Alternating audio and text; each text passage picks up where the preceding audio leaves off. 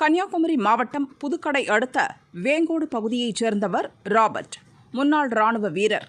வீட்டோடு பெட்டிக்கடை நடத்தி வருகிறார். இவரது எதிர் வீட்டில் வசிப்பவர் லாரன்ஸ். வெளிநாட்டில் கொத்தனாராக வேலை பார்க்கிறார். அதனால் அவரது மனைவியும் 2 குழந்தைகளும் மட்டுமே வீட்டில் உள்ளனர்.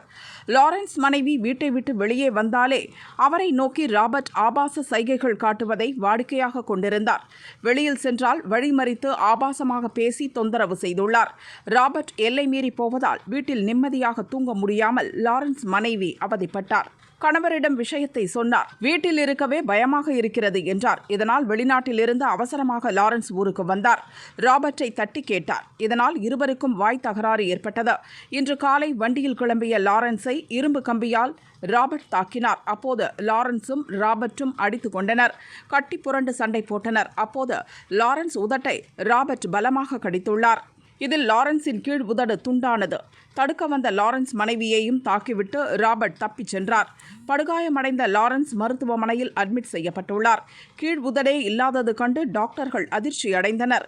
தொடர்ந்து அவருக்கு தீவிர சிகிச்சை அளிக்கப்படுகிறது.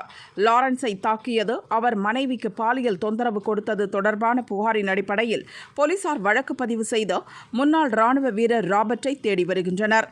கொத்தனாரின் உதட்டை முன்னாள் ராணுவ வீரர் கடித்து துப்பிய சம்பவம் கன்னியாகுமரியில் பரபரப்பாக பேசப்படுகிறது.